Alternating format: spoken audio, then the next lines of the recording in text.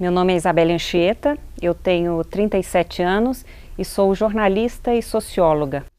É Robson Sávio Reis Souza, 47 anos, professor da PUC Minas, doutor em Sociologia. Eu acho que o Brasil nunca viveu um neoliberalismo total e nem propriamente viveu uma esquerda total. Tradicionalmente, no Brasil, nós sempre tivemos um Estado liberal conservador. No Brasil, houve um revezamento interessante entre dois partidos que, de alguma forma, tinham tendências um pouco mais para um lado e um pouco mais para o outro, que se equilibravam. Um Estado que manteve quase que intactos nos seus lugares sociais aquele 1% ou 2% muito ricos, uma classe média de 25% e todos os demais pobres e em condições de pobreza. Tanto o governo do PT soube negociar até muito, com alguns grupos econômicos, e também o contrário, os governos tidos de direita também foram governos atentos a áreas sociais. Durante 500 anos da nossa história, o Brasil nunca conseguiu fazer uma reforma estruturante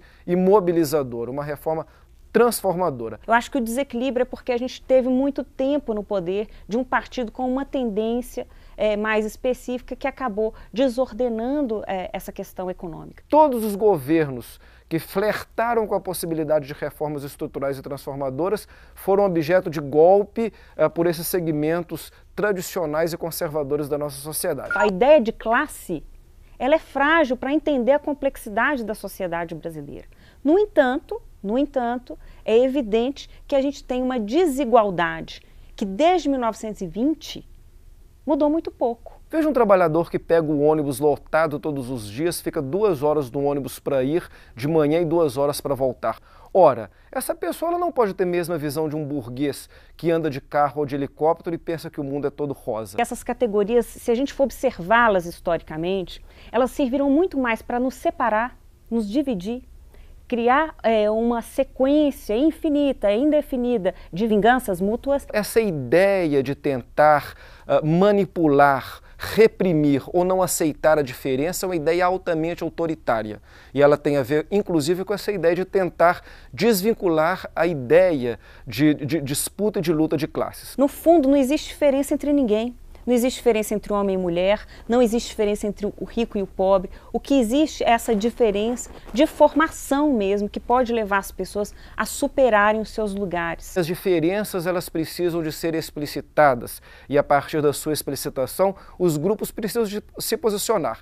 Não necessariamente para entrar em confronto, mas que de forma coesa possam inclusive vocalizar os seus direitos e os seus direitos serem respeitados. Eu sou a favor da educação universal, gratuita, porque ela sim é a grande revolução do país. Numa sociedade tão desigual e injusta como a nossa, chega a ser violenta a ideia de qualquer tipo de homogeneização.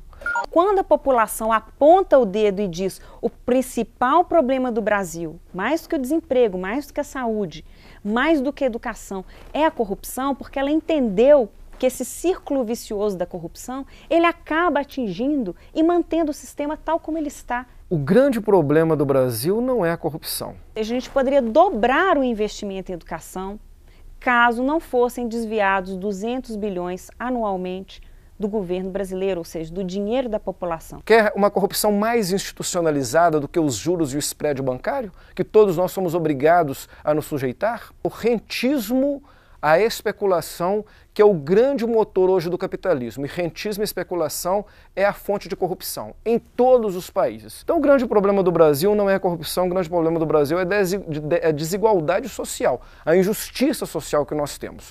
A academia no Brasil, ela é fundamentalmente conservadora. Os professores no Brasil, a gente tem uma formação de esquerda muito consolidada no Brasil. Poucos são aqueles intelectuais e educadores comprometidos com transformações. Eu vejo muitos embaixadores de autores do passado e ninguém quer ser criador. Alguns expoentes de pensamento mais progressista, democrático e de vanguarda têm conseguido alguns espaços de vocalização, fazendo crer de forma equivocada que toda a academia siga. Essas lentes vermelhas impedem a gente ver a realidade em HD. Tanto a direita radical quanto a esquerda radical se encontram no mesmo ponto, que é o ponto do radicalismo e o ponto do fundamentalismo. A democracia pressupõe que todos possamos ter voz, os pobres, os ricos e classe média. Por que a classe média não pode se manifestar? Porque ela é má palavra. A classe média que realmente se empoderou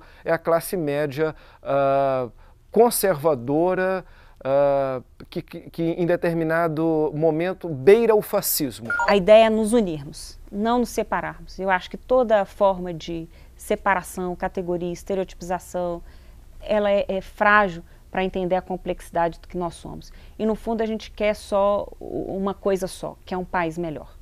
Todas as vezes que nós determinamos que algum tipo de pensamento está superado, nós impossibilitamos o aprofundamento de uma discussão.